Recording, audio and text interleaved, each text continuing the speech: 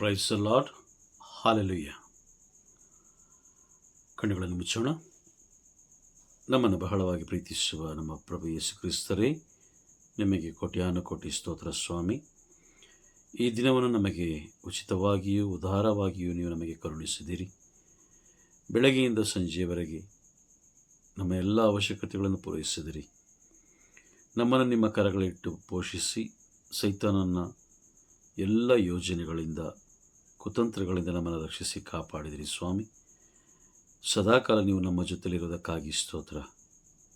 ಈ ಪರಿಶುದ್ಧವಾದ ಸಮಯದಲ್ಲಿ ನಿಮ್ಮ ಜೀವವುಳ್ಳ ವಾಕ್ಯಗಳನ್ನು ಧ್ಯಾನಿಸುವುದಕ್ಕಾಗಿ ಒಂದು ಅವಕಾಶವನ್ನು ಕೊಟ್ಟಿದ್ದೀರಿ, ಅದಕ್ಕಾಗಿ ಸ್ತೋತ್ರ ದೇವ. ನಿಮ್ಮ ಜೀವವುಳ್ಳ ವಾಕ್ಯಗಳನ್ನು ಧ್ಯಾನಿಸಲು, ಆ ವಾಕ್ಯಗಳನ್ನು ಅರ್ಥೈಸಿಕೊಳ್ಳಲು ಬೇಕಾದಂತಹ ಜ್ಞಾನವನ್ನು, ವಿವೇಕವನ್ನು ನಮಗೆ ಕರುಣಿಸಿರಿ. ಪರಿಶುದ್ಧಾತ್ಮರೇ, ಈ ಸಮಯದಲ್ಲಿ ನೀವು ನಮ್ಮನ್ನು ಮುನ್ನಡೆಸಬೇಕಾಗಿ ಬೇಡಿಕೊಳ್ಳುತ್ತಿದ್ದೇವೆ ಸ್ವಾಮಿ. Amen, amen. Praise the Lord. Bible ಬಗ್ಗೆ ಕೆಲವು ಪ್ರಯೋಜನಗಳನ್ನು ನಾವು ತಿಳ್ಕೊಳ್ಳೋಣ. ಬೈಬಲ್ ಓದುವುದರಿಂದ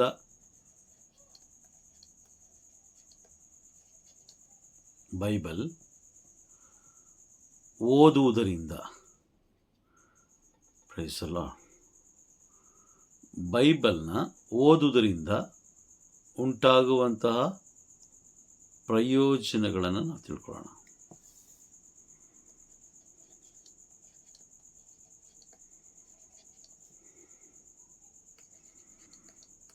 ಬೈಬಲ್ ಓದುವುದರಿಂದ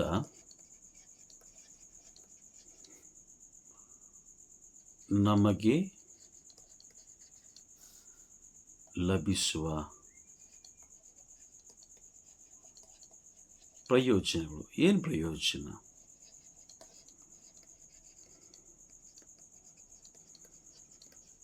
ಪ್ರೈಸ್ ದ ಲಾರ್ಡ್. ಬೈಬಲ್ ಓದೋದ್ರಿಂದ ನಮಗೇನು ಪ್ರಯೋಜನ ಅಂತ ನಾವು ಧ್ಯಾನಿಸ್ತಾ ಹೋದರೆ,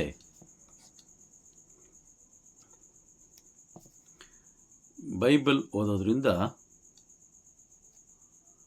ನಮಗೇನು ಪ್ರಯೋಜನ ಅದನ್ನು ನಾವು ಧ್ಯಾನಿಸ್ತಾ ನೋಡಬೇಕಾದ್ರೆ ಒಂದು 6 ಮುಖ್ಯವಾದ ಅಂಶಗಳನ್ನು ನಾವು ತಿಳ್ಕೊಳ್ತೀವಿ. 6 ಮುಖ್ಯವಾದ ಅಂಶಗಳನ್ನು. ಅದಕ್ಕಿಂತ ಮುಂಚಿತವಾಗಿ ದೇವರ ಮಕ್ಕಳು ಎನಿಸಿಕೊಂಡ ನಾವು ನಿಜವಾಗಿಯೂ ದೇವರನ್ನು ಪ್ರೀತಿಸಿದ್ದೇ ಆದರೆ, ದೇವರೇ ಪ್ರಭು ಯೇಸು ಕ್ರಿಸ್ತರೇ ನಮಗೆ ತಂದೆಯಾಗಿದ್ದರೆ, ಈ 4 ಕಾರ್ಯಗಳನ್ನು ನಾವು ಮಾಡಲೇಬೇಕಾಗುತ್ತೆ. ಈ 4 ಕಾರ್ಯಗಳನ್ನು ನಾವು ಮಾಡಲೇಬೇಕು. ಅದೇನೆಂದರೆ, ದೇವರ ಪ್ರೀತಿಯನ್ನು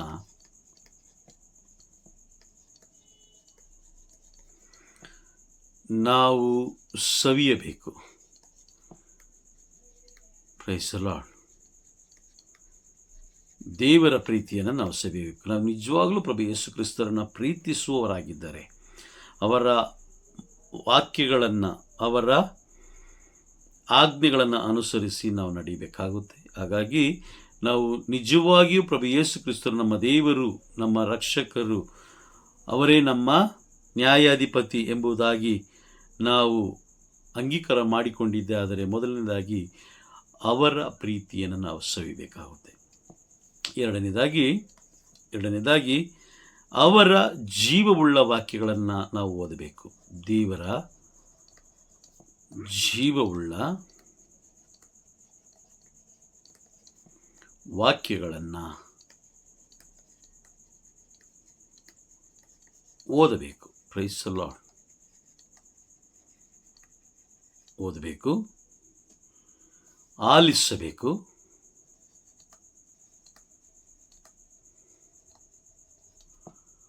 ಹಾಗೂ ಅದರಂತೆ ನಡಿಬೇಕು.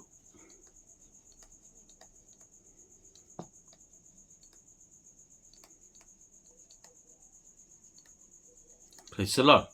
ಅದರಂತೆ ನಾವು ನಡಿಬೇಕು. ವಾಕ್ಯಗಳನ್ನು ನಾವು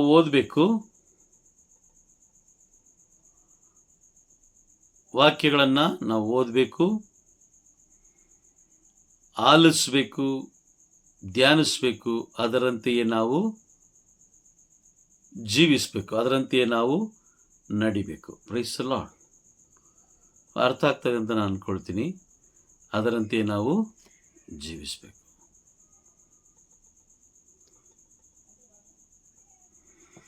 ಮೂರನೇದಾಗಿ ದೇವರ ಆಜ್ಞೆಗಳನ್ನು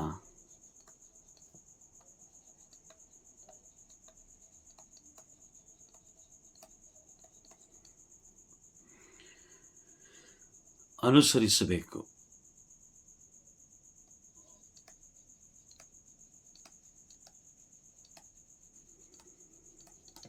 ದೇವರ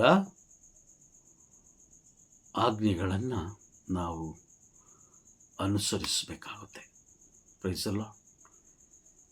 ನಾವು ಅಂದ್ಕೊಳ್ತೀವಿ ದೇವರ ಆಜ್ಞೆಗಳು ನಮಗೆ ಅವಶ್ಯಕತೆ ಇಲ್ಲ.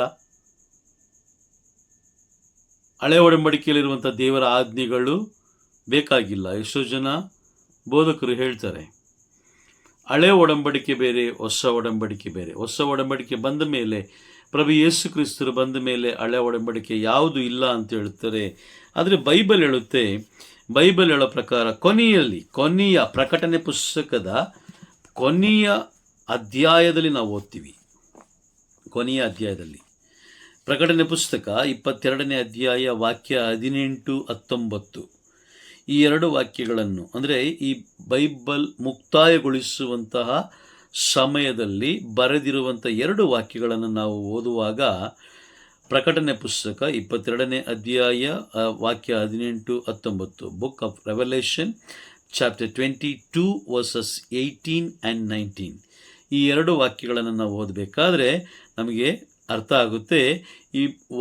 ಈ ಬೈಬಲಲ್ಲಿರುವ ಯಾವ ಒಂದು ಸಣ್ಣ ಅಕ್ಷರವನ್ನು ಕೂಡ ನಾವು ಬದಲಾಯಿಸುವಂತಿಲ್ಲ.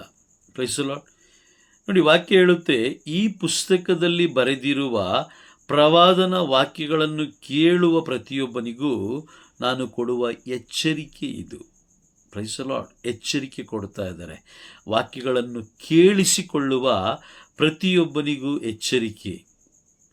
ಯಾವನಾದರೂ ಇವುಗಳಿಗೆ ಏನನ್ನಾದರೂ ಕೂಡಿಸಿದರೆ, ಗಮನ ಕೊಟ್ಟು ಕೇಳಿಸ್ಕೊಳ್ಳೋಣ, ಏನನ್ನಾದರೂ ಕೂಡಿಸಿದರೆ ದೇವರು ಅವನ ಮೇಲೆ ಈ ಪುಸ್ತಕದಲ್ಲಿ ಬರೆದಿರುವ ವಿಪತ್ತುಗಳು ಬಂದೆರಗುವಂತೆ ಮಾಡುವರು. ಏನನ್ನಾದರೂ ಕೂಡಿಸಿದರೆ ಅಂದರೆ ಈ ಬೈಬಲಲ್ಲಿರುವಂತಹ ವಾಕ್ಯಗಳನ್ನು ತೆಗೆಯುವುದಾಗಲಿ, ಅದಕ್ಕೆ ಎಕ್ಸ್ಟ್ರಾ ಸೇರಿಸಿಕೊಳ್ಳುವುದಾಗಲಿ ನಮ್ಮ ಮನಸ್ಸಿಗೆ ಇಚ್ಛೆ ಬಂದ ಹಾಗೆ ನಾವು ಏನು ಮಾಡುವಂತಿಲ್ಲ, ವಾಕ್ಯಗಳನ್ನು ನಾವು ಸೇರಿಸಿಕೊಳ್ಳುವಂತಿಲ್ಲ, ಹಾಗೂ ಅದನ್ನು ತೆಗೆಯುವಂತಲೂ ಇಲ್ಲ. Praise the Lord. 19ನೇ ವಾಕ್ಯ ನೋಡಿ, ಯಾವನಾದರೂ ಈ ಪುಸ್ತಕದಲ್ಲಿ ಬರೆದಿರುವ ಪ್ರವಾದನ ವಾಕ್ಯಗಳಲ್ಲಿ ಏನನ್ನಾದರೂ ತೆಗೆದುಹಾಕಿದರೆ ಈ ಪುಸ್ತಕದಲ್ಲಿ ವಿವರಿಸಿರುವ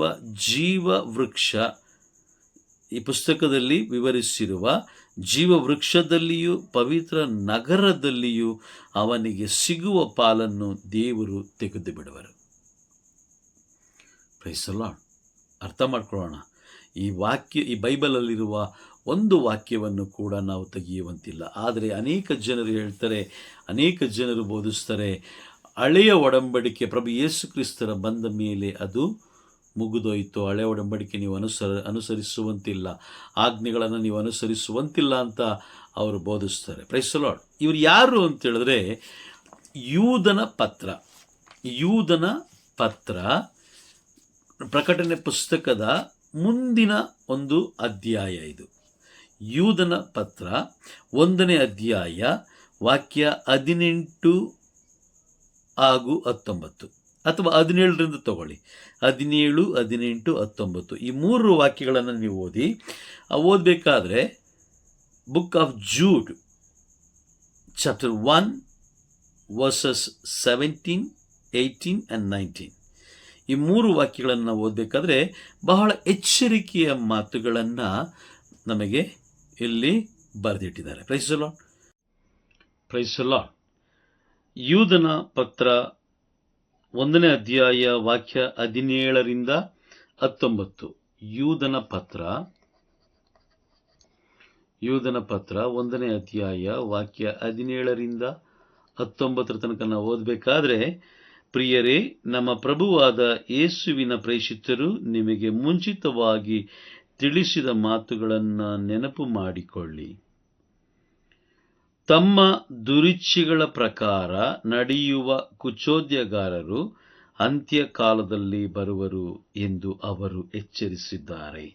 ಪ್ರೈಸ್ ದಿ ಲಾರ್ಡ್. ಹೌದು ಪ್ರಿಯರೇ, ತಮ್ಮ ದುರುಚ್ಛೆಗಳ ಪ್ರಕಾರ ನಡೆಯುವ ಕುಚೋದ್ಯಗಾರರು ಅಂತ್ಯಕಾಲದಲ್ಲಿ ಬರುವರು ಎಂದು ಬೈಬಲಲ್ಲಿ ನಮಗೆ ಮುಂಚಿತವಾಗಿ ಪ್ರಭು ಯೇಸು ಕ್ರಿಸ್ತರ ಪ್ರೇಷಿತರು ನಮಗೆ ಎಚ್ಚರಿಕೆಯನ್ನು ನೀಡಿದ್ದಾರೆ. ನಾವು ದೇವರ ಮಕ್ಕಳಾಗಿದ್ದರೆ ದೇವರ ಪ್ರೀತಿಯನ್ನು ಸವಿಬೇಕು, ದೇವರ ವಾಕ್ಯಗಳನ್ನು ಓದಬೇಕು, ಆಲಿಸಬೇಕು, ಅದರಂತೆಯೇ ನಾವು ನಡಿಬೇಕು, ದೇವರ ಆಜ್ಞೆಗಳನ್ನು ಅನುಸರಿಸಬೇಕು, ಅದು ನಮ್ಮ ಜೀವನದಲ್ಲಿ ಅದನ್ನು ಅಳವಡಿಸ್ಕೊಳ್ಬೇಕು. ಅದಕ್ಕೆ ಈ ಅಂತಿಮ ದಿನಗಳಲ್ಲಿ ಏನಾಗ್ತದೆ, ಸೈತಾನನ ಶಿಷ್ಯರು, ಅಂದರೆ ಸೈತಾನನ ಮಕ್ಕಳು, ಇವರು ಬಂದು ಏನು ಮಾಡ್ತಾ ಇದ್ದಾರೆ ಅಂದರೆ ತಮ್ಮ ದುರುಚ್ಛೆಗಳ ಪ್ರಕಾರ, ಪ್ರೈಸ್ ದಿ ಲಾರ್ಡ್, ತಮ್ಮ ದುರುಚ್ಛೆಗಳ ಪ್ರಕಾರ ತಮ್ಮ ಕುಟುಂಬಕ್ಕಾಗಿ, ತಮ್ಮ ಮಕ್ಕಳ ಉದ್ಧಾರಕ್ಕಾಗಿ, ತಮ್ಮ ಮಕ್ಕಳ ಭವಿಷ್ಯಕ್ಕಾಗಿ ಇವರು ಕೆಲವು ಪ್ರಾರ್ಥನೆಗಳನ್ನು ಇವರೇನು ಮಾಡ್ತಾರೆ, ಸಿದ್ಧತೆ ಮಾಡ್ತಾರೆ.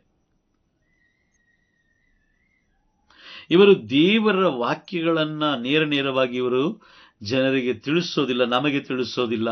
ಬದಲಾಗಿ ಇವರೇನು ಮಾಡ್ತಾರೆ ಅಂತ ಹೇಳಿದ್ರೆ ತಮ್ಮ ಮನಸ್ಸಿಗೆ ಬಂದ ರೀತಿಯಲ್ಲಿ ಇವರು ಈ ಬೋಧನೆಗಳನ್ನು ಮಾಡ್ತಾ ಹೋಗ್ತಾರೆ. ಕೆಲವು ವಿಷಯಗಳನ್ನು ತೆಗಿತಾರೆ, ಕೆಲವು ವಿಷಯಗಳನ್ನು ಸೇರಿಸ್ತಾರೆ.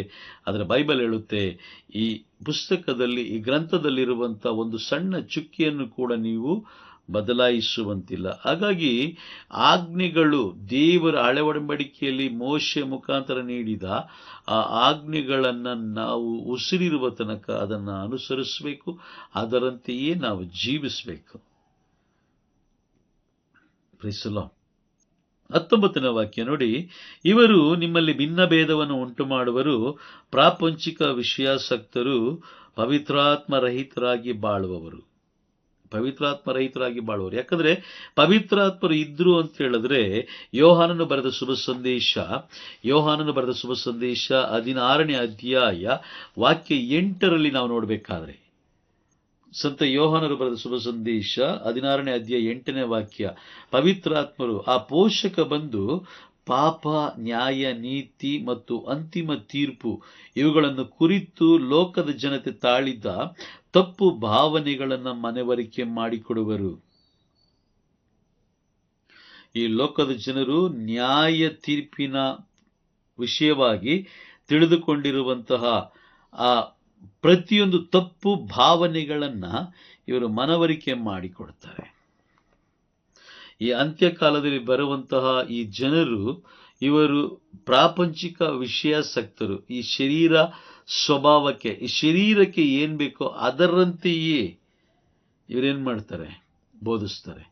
ಅಥವಾ ಜನರು ಯಾವ ರೀತಿ ಇಷ್ಟಪಡ್ತಾರೋ ಆ ರೀತಿ ಅವರು ಬೋಧಿಸಲಿಕ್ಕೆ ಪ್ರಯತ್ನ ಪಡ್ತಾರೆ.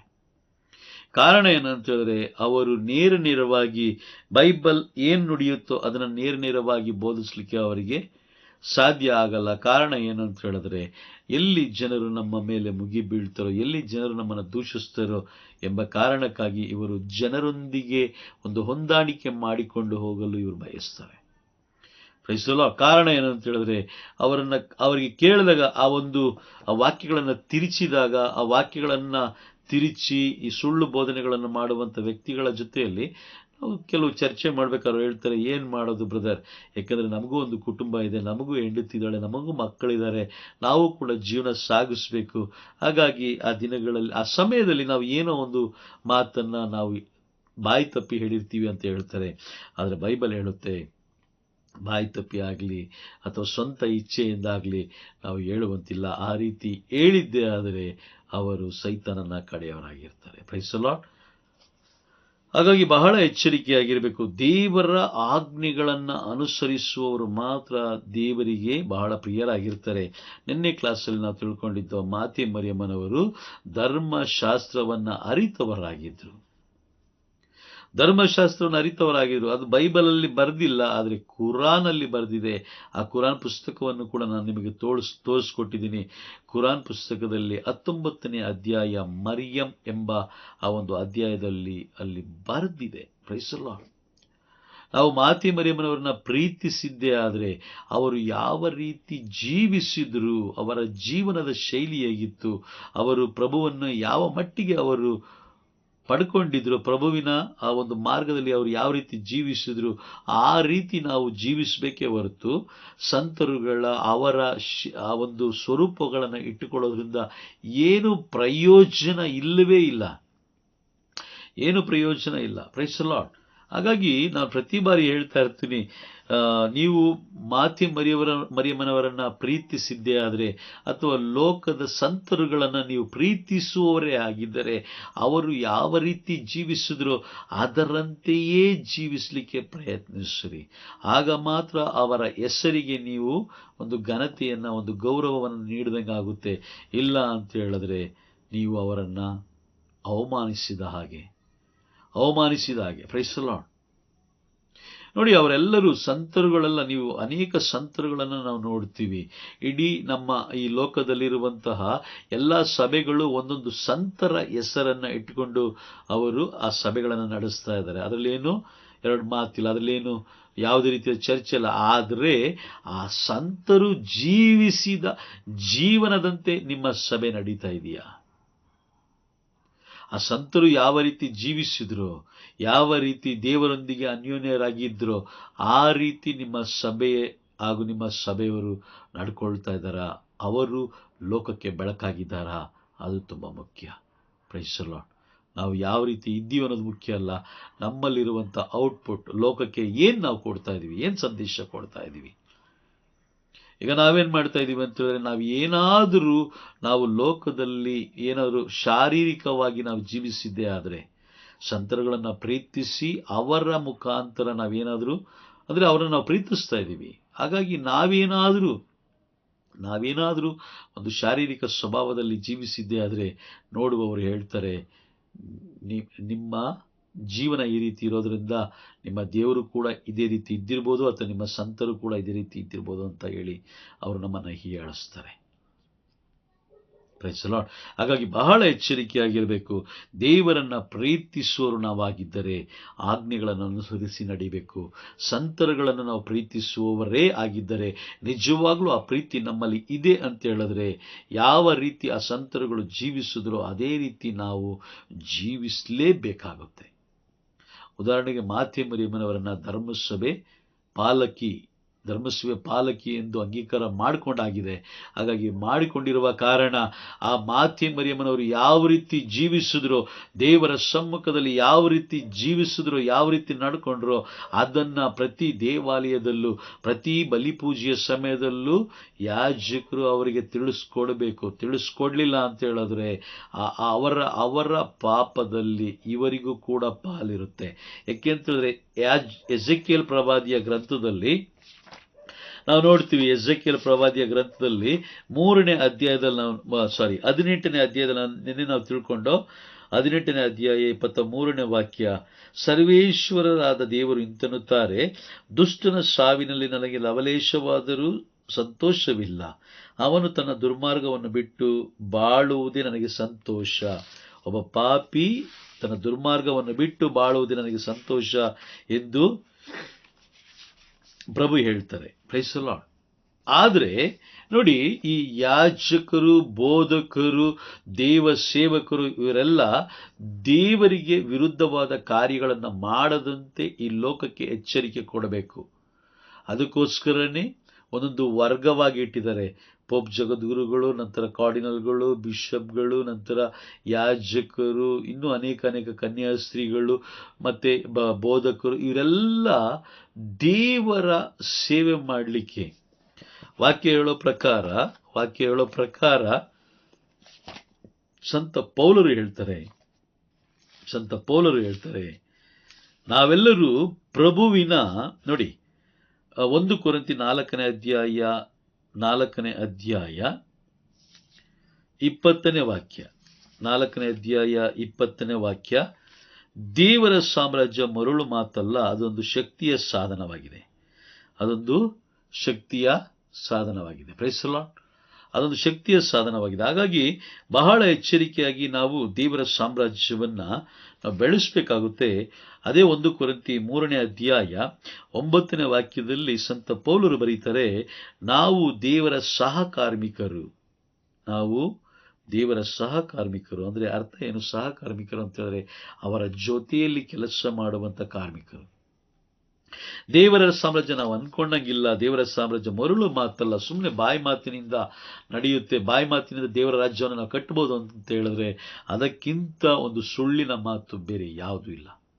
ನೀನು ಬರೀ ಪ್ರಾರ್ಥಿಸ್ತಾ ಇರು, ನೀನು ಬರೀ ಹೆಸರಿಗೆ ಮಾತ್ರ ನೀನು ಯೇಸುವನ್ನು ಪ್ರೀತಿಸ್ತೀನಿ, ನಾನು ದೇವರನ್ನು ಪ್ರೀತಿಸ್ತೀನಿ, ಯೇಸುವನ್ನು ಪ್ರೀತಿಸ್ತೀನಿ ಅಂತ ನೀನು ಹೇಳ್ಕೊಂಡಿದ್ರೆ ಅದು ಸಾಧ್ಯವಿಲ್ಲ. ಯಾಕೆ ಅಂತ ಹೇಳಿದ್ರೆ ಯೋಹಾನ ಬರೀತಾರೆ, ಸಂತ ಯೋಹಾನ ಬರೀತಾರೆ. 1 ಯೋಹಾನದಲ್ಲಿ ನಾವು ನೋಡ್ತೀವಿ, 1 ಯೋಹಾನದಲ್ಲಿ ನಾವು ನೋಡ್ತೀವಿ, 1 ಯೋಹಾನದಲ್ಲಿ 3ನೇ ಅಧ್ಯಾಯ 18ನೇ ವಾಕ್ಯ, 3ನೇ ಅಧ್ಯಾಯ 18ನೇ ವಾಕ್ಯದಲ್ಲಿ ಸಂತ ಯೋಹಾನರು ಬರೀತಾರೆ, ಪ್ರಿಯ ಮಕ್ಕಳೇ, ನಾವು ಬರಿಯ ಮಾತಿನಿಂದಾಗಲಿ ಬಾಯಿ ಉಪಚಾರದಿಂದಾಗಲಿ ಪ್ರೀತಿಸುವರಾಗಿರಬಾರದು. ನಮ್ಮ ಪ್ರೀತಿ ಸತ್ಯದಲ್ಲೂ ಹಾಗೂ ಕೃತ್ಯದಲ್ಲೂ. ನೋಡಿ, ಅಲ್ಲಿ ವಾಕ್ಯ ಸ್ಪಷ್ಟವಾಗಿದೆ. ನಮ್ಮ ಪ್ರೀತಿ ಸತ್ಯದಲ್ಲೂ ಇರಬೇಕು ಹಾಗೂ ಕೃತ್ಯದಲ್ಲೂ ಇರಬೇಕು. ಅದು ಕಾರ್ಯದಲ್ಲಿ ನಾವು ವ್ಯಕ್ತಪಡಿಸ್ಬೇಕು. ನಾವು ಸುಮ್ಮನೆ ಕಾಟಾಚಾರಕ್ಕೆ ನಾವೆಲ್ಲೋ ಒಂದು ಮೂಲೆಯಲ್ಲಿ ಕುಳಿತುಕೊಂಡು ನಾನು ಯೇಸುವನ್ನು ಪ್ರೀತಿಸ್ತೀನಿ, ನಾನು ಪ್ರಾರ್ಥನೆ ಮಾಡ್ತೀನಿ, ಅದು ಮಾಡ್ತೀನಿ, ಇದು ಮಾಡ್ತೀನಿ ಅಂತ ನಾವು ಹೇಳುವಂತಿಲ್ಲ. Price the lord. ಅದು ಕಾರ್ಯರೂಪದಲ್ಲಿರಬೇಕು ಅಂತ ಸಂತ ಪೌಲರು ಬರೀತಾರೆ.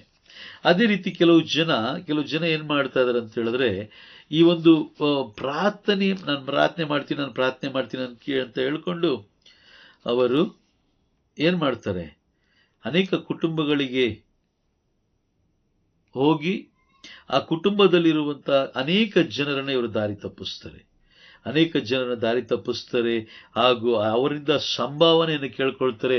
ನನಗೆ ನೀವು ಇಷ್ಟು ಕೊಡಬೇಕು, ಯಾಕಂದ್ರೆ ನಾನು ದೇವರ ಸೇವೆಗಾಗಿ ಬಂದಿರೋದು, ನನಗೂ ಒಂದು ಕುಟುಂಬ ಇದೆ ಅಥವಾ ನನಗೂ ಒಂದು ಜೀವನ ಇದೆ, ನೀವು ಕೊಡಬೇಕು ಅಂತ ಹೇಳಿ ಅವರು ಅನೇಕ ವಿಶ್ವಾಸಿಗಳ ಜೊತೆಯಲ್ಲಿ ಮಾತಾಡ್ತಾರೆ. ಆ ರೀತಿ ಮಾತಾಡಲಿಕ್ಕೆ ದೇವರು ಕರೆದಿಲ್ಲ ನಮ್ಮನ್ನ.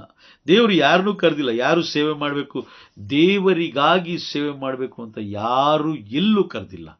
ದೇವರು ಯಾರನ್ನೂ ಕರೆದಿಲ್ಲ, ನೀನು ಬಂದು ನನ್ನ ಸೇವೆ ಮಾಡು, ನೀನು ಬರದೇ ಹೋದ್ರೆ ಹಾಗೆ ಸ್ವರ್ಗ ಸಾಮ್ರಾಜ್ಯ ಮುಚ್ಚೋಗುತ್ತೆ, ಅದು ಸ್ವರ್ಗ ಸಾಮ್ರಾಜ್ಯ ಬಿದ್ದೋಗುತ್ತೆ ಅಂತ ಎಲ್ಲೂ ಬರೆದಿಲ್ಲ. ಯಾಕಂದ್ರೆ ಪ್ರೇಷಿತರ ಕಾರ್ಯಕಲಾಪಗಳು 17ನೇ ಅಧ್ಯಾಯದಲ್ಲಿ ನಾವು ಓದ್ತೀವಿ.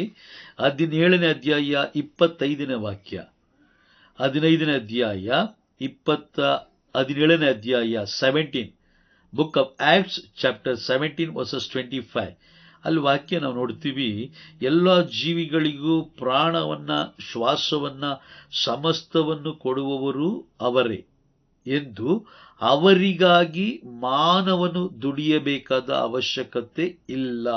ಅಂತ ಕೊರತೆ ಅವರಿಗೇನೂ ಇಲ್ಲ. ಯಾರು ದೇವರ ರಾಜ್ಯಕ್ಕಾಗಿ ದುಡಿಬೇಕನ್ನೋ ಅವಶ್ಯಕತೆ ಇಲ್ಲ. ಆದರೆ ದೇವರು ನಮ್ಮನ್ನು ಆರಿಸಿಕೊಂಡಿದ್ದಾರೆ ಎಂಬ ಒಂದು ಕಾರಣಕ್ಕಾಗಿ ನಾವು ದೇವರ ಸೇವೆಯನ್ನು ಮಾಡಬೇಕು, ಕಷ್ಟಪಡಬೇಕು, ದುಡಿಬೇಕು, ಜೀವನ ಸಾಗಿಸ್ಬೇಕು. ಅದರ ಜೊತೆಯಲ್ಲಿ ನಾವು ಆತ್ಮಗಳಿಗೆ ಸತ್ಯವನ್ನು ನಾವು ಬೋಧಿಸಬೇಕು. Price the lord. ಯಾವ ರೀತಿ ಮಾತೆ ಮರಿಯಮ್ಮನವರು ಹಾಗೂ ಸಂತರುಗಳು ದೇವರನ್ನ ಅಂಗೀಕಾರ ಮಾಡಿಕೊಂಡ್ರು, ಯಾವ ರೀತಿ ದೇವರ ಸಮ್ಮುಖದಲ್ಲಿ ವಿಧಿಯರಾದರೂ, ಆ ರೀತಿಯಾಗಿ ನಾವು ದೇವ ಜನರಿಗೆ, ದೇವ ಮಕ್ಕಳಿಗೆ ನಾವು ಬೋಧಿಸಬೇಕಾಗುತ್ತೆ. ಇಲ್ಲ ಅಂತ ಹೇಳಿದ್ರೆ, ಇಲ್ಲ ನಾವು ಬೋಧಿಸಲ್ಲ, ನಮಗೆ ಇಷ್ಟ ಬಂದಾಗೆ ನಾವು ಬೋಧಿಸ್ತೀವಿ ಅಂತ ಹೇಳಿದ್ರೆ, ನ್ಯಾಯ ತೀರ್ಪಿನ ದಿನ, ಗಮನ ಕೊಟ್ಟು ಕೇಳಿಸ್ಕೊಳ್ಳೋಣ, ನ್ಯಾಯ ತೀರ್ಪಿನ ದಿನ ಆ ಆತ್ಮ ಏನಾದರೂ ನಾಶವಾದರೆ, ನೀವು ಸತ್ಯವನ್ನು ನುಡಿಯದೆ ಆ ಆತ್ಮ ಏನಾದರೂ ನಾಶ ಆಯಿತು ಅಂತ ಹೇಳಿದ್ರೆ, ಎಜೆಕಿಯೇಲ್ ಪ್ರವಾದಿಯ ಗ್ರಂಥ 3ನೇ ಅಧ್ಯಾಯ, ಎಜೆಕಿಯೇಲ್ ಪ್ರವಾದಿಯ ಗ್ರಂಥ 3ನೇ ಅಧ್ಯಾಯ ವಾಕ್ಯ 17 ಹಾಗೂ 18, ವಾಕ್ಯ 17, 18, 19 ಈ 3 ವಾಕ್ಯಗಳನ್ನು ನಾವು ಓದಬೇಕಾದ್ರೆ, ಪ್ರಾಫೆಟ್ ಎಜೆಕಿಯೇಲ್ ಚಾಪ್ಟರ್ 3 ವರ್ಸಸ್ 17 to 19, 17-19 ಈ ವಾಕ್ಯಗಳನ್ನು ಓದಬೇಕಾದ್ರೆ, ನರಪುತ್ರನೇ, ನಾನು ನಿನ್ನನ್ನು ಇಸ್ರಾಯೇಲ್ ವಂಶದವರ ಮೇಲೆ ಕಾವಲುಗಾರನನ್ನಾಗಿ ನೇಮಿಸಿದ್ದೇನೆ. ಹೀಗಿರಲಾಗಿ ನನ್ನ ಬಾಯಿಂದ ಹೊರಡುವ ಮಾತನ್ನು ಕೇಳಿ ನನ್ನ ಪರವಾಗಿ ಅವರನ್ನು ಎಚ್ಚರಿಸು. Price the lord. ಇರಲಿ, ಪರವಾಗಿಲ್ಲ, ಅವರು ದೊಡ್ಡವರು, ಸ್ವಲ್ಪ ಶ್ರೀಮಂತರು, ಸ್ವಲ್ಪ ಎಡಕ್ಕೆ ಬಲಕ್ಕೆ ಹೋಗ್ತಾ ಇರ್ತಾರೆ, ಏನೋ ಒಂದು ಆಗುತ್ತೆ ಅಂತ ನಾವೇನಾದರೂ ಆ ರೀತಿ ನಾವು ಭಾವಿಸಿದ್ದೆ ಆದರೆ ಖಂಡಿತವಾಗಲೂ ಅವರು ಮಾಡುವ ಪಾಪದಲ್ಲಿ ದೇವರು ನಮಗೂ ಕೂಡ ನ್ಯಾಯ ತೀರಿಸ್ತಾರೆ. ವಾಕ್ಯ ಮುಂದುವರಿಸಿ ನೋಡಿ. ನಾನು ದುಷ್ಟನಿಗೆ ನೀನು ಖಂಡಿತವಾಗಿ ಸಾಯುವೆ ಎಂದು ನುಡಿಯುವಾಗ ನೀನು ಅವನನ್ನು ಎಚ್ಚರಿಸದೆ, ಗಮನ ಕೊಟ್ಟು ಕೇಳಿಸ್ಕೊಳ್ಳೋಣ, ನೀನು ಅವನನ್ನು ಎಚ್ಚರಿಸದೆ ಹಾಗೂ ಅವನು ತನ್ನ ದುರ್ಮಾರ್ಗವನ್ನು ಬಿಟ್ಟು ತನ್ನ ಪ್ರಾಣವನ್ನು ಉಳಿಸಿಕೊಳ್ಳುವಂತೆ ಅವನಿಗೆ ಬುದ್ಧಿ ಹೇಳದೆ ಇದ್ದರೆ ಆ ದುಷ್ಟನು ತನ್ನ ಅಪರಾಧಕ್ಕಾಗಿ ಸಾಯಬೇಕಾಗುವುದು. ಹೌದು, ತನ್ನ ಅಪರಾಧಕ್ಕಾಗಿ, ಅವನು ಮಾಡುವ ಪಾಪಗಳಿಗಾಗಿ, ತನ್ನ ಮಾಡುವ ಅಪರಾಧಕ್ಕಾಗಿ ಅವನು ಸಾಯಬೇಕಾಗುವುದು. ಅದೇನು ದೊಡ್ಡ ವಿಷಯ ಅಲ್ಲ, ಯಾಕಂದರೆ ಪಾಪ ಮಾಡುವ ಪ್ರತಿಯೊಬ್ಬನು ಅದರ ಸಂಬಳವನ್ನು ಪಡ್ಕೊಳ್ತಾನೆ.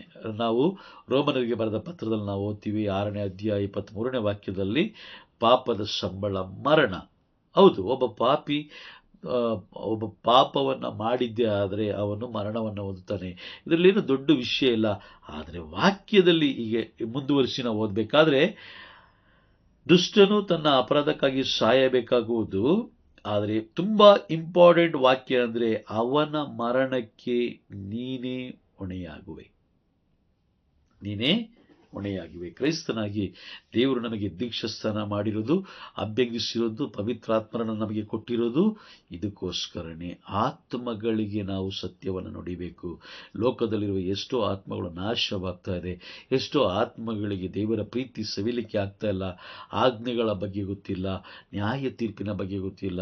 ಅದರ ಬಗ್ಗೆ ತಿಳಿಸಿಕೊಡೋದಕ್ಕಾಗಿ ದೇವರು ನನ್ನನ್ನು ಹಾಗೂ ನಿಮ್ಮನ್ನು ಆರಿಸಿಕೊಂಡಿದ್ದಾರೆ. ಅದನ್ನು ಬಿಟ್ಟು ನಾವು ಏನು ಮಾಡ್ತಾ ಇದ್ದೀವಿ? ಒಂದು ತಂಡವಾಗಿ ಕುಳಿತುಕೊಂಡು, ಒಂದು ಮೂಲೆಯಲ್ಲಿ ಕುಳಿತುಕೊಂಡು, ಯಾರು ಏನಾದರೂ ನಾಶ ಆಗಲಿ, ನಾನು ಮಾತ್ರ ಕೂತ್ಕೊಂಡು ಪ್ರಾರ್ಥನೆ ಮಾಡ್ತೀನಿ, ನಾನು ಚೆನ್ನಾಗಿದ್ರೆ ಸಾಕು, ನನ್ನ ಕುಟುಂಬ ಚೆನ್ನಾಗಿದ್ರೆ ಸಾಕು, ನನ್ನ ಸಭೆ ಚೆನ್ನಾಗಿದ್ರೆ ಸಾಕು ಅಂತ ನಾವೇನಾದ್ರು ಬಯಸಿದ್ದೆ ಆದರೆ ಆ ಆತ್ಮಗಳು ಮಾಡುವಂಥ ಪ್ರತಿಯೊಂದು ಪಾಪದಲ್ಲೂ, ಆ ಪಾಪ ಮಾಡಿದ ಮೇಲೆ ಮರಣ ಹೊಂದುವಂಥ ವ್ಯಕ್ತಿಯ ಆ ಸಾವಿಗೆ ನಾವೇ ಕಾರಣರಾಗ್ತೀವಿ.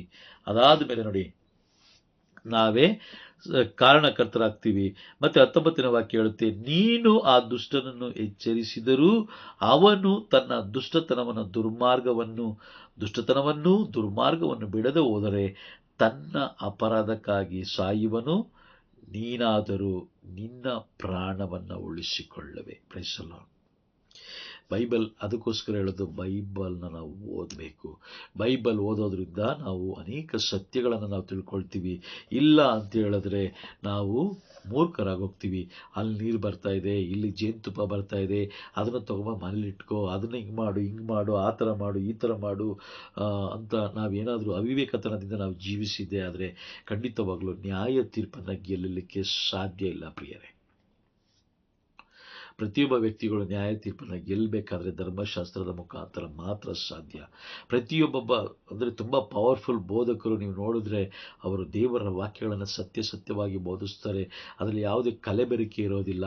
ಆದರೆ ಕೆಲವು ಜನ ಮಾತ್ರ ತನ್ನ ಸ್ವಾರ್ಥಕ್ಕಾಗಿ, ಪ್ರಾಪಂಚಿಕ ವಿಷಯಾಸಕ್ತರಾಗಿ ಅವ್ರೇನು ಮಾಡ್ತಾರೆ, ತನ್ನ ಹೆಸರನ್ನು ಹೆಚ್ಚಿಸಿಕೊಳ್ಳಲಿಕ್ಕೆ, ತನ್ನ ಒಂದು ವರಮಾನಕ್ಕಾಗಿ, ನಾನು ಈ ರೀತಿ ಬೋಧನೆ ಮಾಡಿದ್ರೆ ಈ ರೀತಿಯಾಗಿ ನನಗೆ ಕಾಣಿಕೆ ಕೊಡ್ತಾರೆ, ಆ ಕಾಣಿಕೆ ತಗೊಂಡು ನಾನೇನೋ ನನ್ನ ಜೀವನ ಸಾಗಿಸ್ಬೋದು ಅಂತ ಹೇಳಿ ಅವರು ಅನೇಕ ವಾಕ್ಯಗಳನ್ನು ಮಿಕ್ಸ್ ಮಾಡಿ, ಅದಕ್ಕೆ ಕಲಬೆರಕೆ ಮಾಡಿ ಬೋಧಿಸ್ತಾ ಇದ್ದಾರೆ.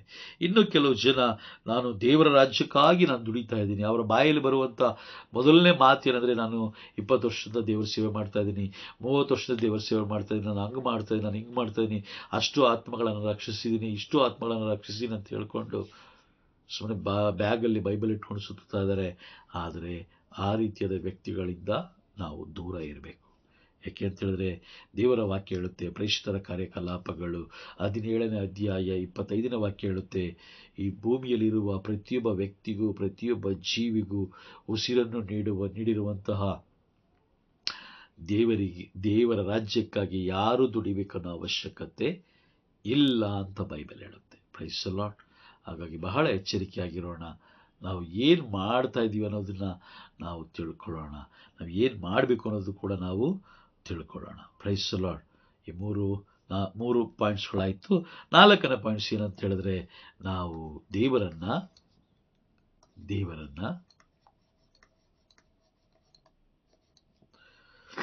ಪೂರ್ಣ ಹೃದಯದಿಂದಲೂ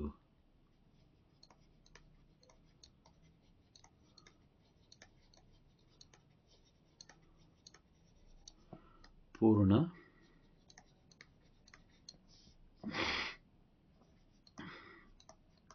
ಆತ್ಮದಿಂದಲೂ ಆರಾಧಿಸಬೇಕು ಹಾಗೂ ಸತ್ಯದಿಂದಲೂ ಆರಾಧಿಸಬೇಕು. ಸತ್ಯದಿಂದಲೂ ಆರಾಧಿಸಬೇಕು ಅಂತ ಪ್ರಭು ಯೇಸು ಕ್ರಿಸ್ತರು ನಮಗೆ ತಿಳಿಸ್ತಾರೆ. Praise the Lord. ಆರಾಧಿಸಬೇಕು. ಹೌದು, ದೇವರು ನಮ್ಮನ್ನು ಜೀವಂತಗಿಟ್ಟಿರೋದೇ ಅವರನ್ನು ಆರಾಧಿಸುವುದಕ್ಕಾಗಿ, ಅವರ ನಾಮವನ್ನು ಮಹಿಮೆ ಪಡಿಸುವುದಕ್ಕಾಗಿ, ಅವರ ನಾಮಕ್ಕೆ ಘನತೆಯನ್ನು ನೀಡುವುದಕ್ಕಾಗಿ.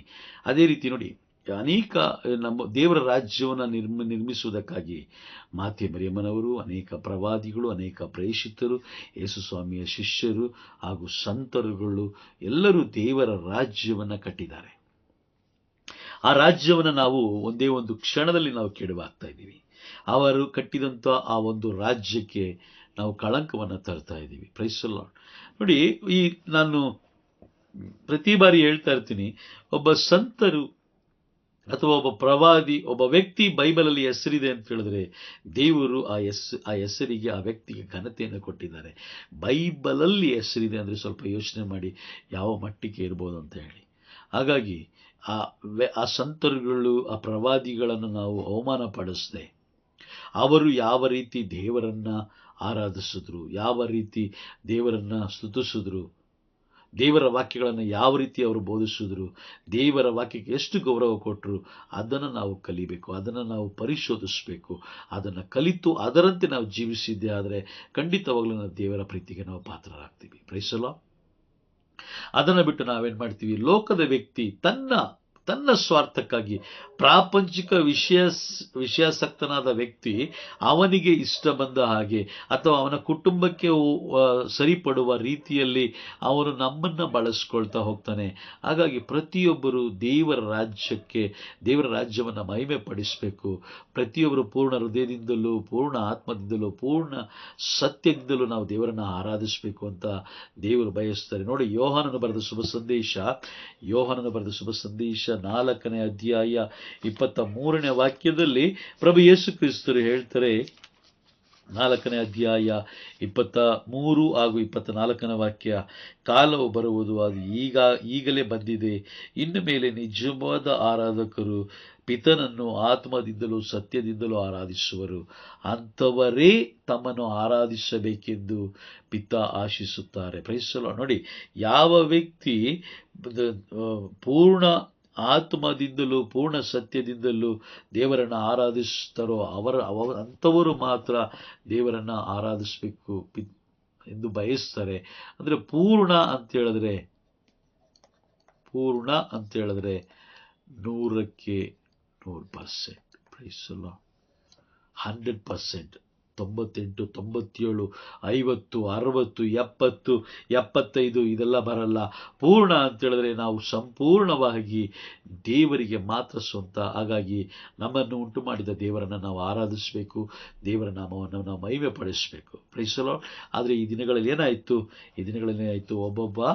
ಒಬ್ಬೊಬ್ಬ ವಿಶ್ವಾಸಿಗಳು ಒಬ್ಬೊಬ್ಬ ಬೋಧಕರನ್ನು ಇಟ್ಕೊಂಡ್ರು, ಒಬ್ಬೊಬ್ಬ ಯಾಜಕರನ್ನು ಇಟ್ಕೊಂಡ್ರು.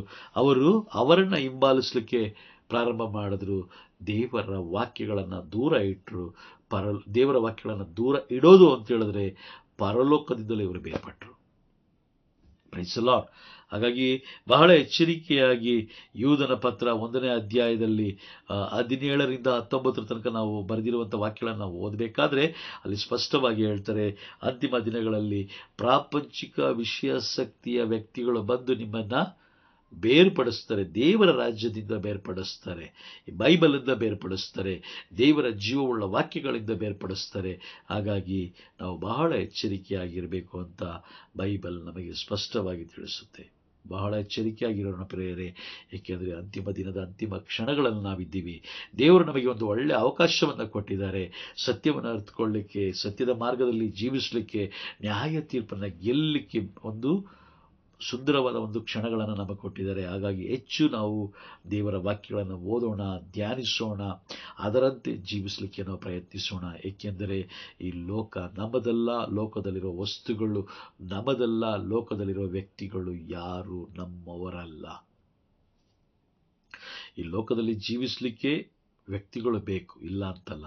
ತಂದೆ ತಾಯಿಗಳು, ಮಕ್ಕಳು, ಅಣ್ಣ ತಮ್ಮ ಎಲ್ಲರೂ ಬೇಕು. ಆದರೆ ನ್ಯಾಯ ತೀರ್ಪಿನ ದಿನ ಇವರು ಯಾರೂ ನಮ್ಮ ಜೊತೆಯಲ್ಲಿರೋದಿಲ್ಲ, ಯಾರೂ ನಮ್ಮ ಜೊತೆಯಲ್ಲಿರೋದಿಲ್ಲ. ಹಾಗಾಗಿ ನಾವು ಒಂದು ಕುಟುಂಬದಲ್ಲಿ ಇದ್ದೀವಿ ಅಂತಂದರೆ ನಾವು ಮತ್ತು ನಮ್ಮ ಕುಟುಂಬ ಪರಲೋಕಕ್ಕೆ ಹೋಗಬೇಕು ಎಂಬ ಆ ಒಂದು ದೃಢ ನಿರ್ಧಾರ ನಮ್ಮಲ್ಲಿರಬೇಕು.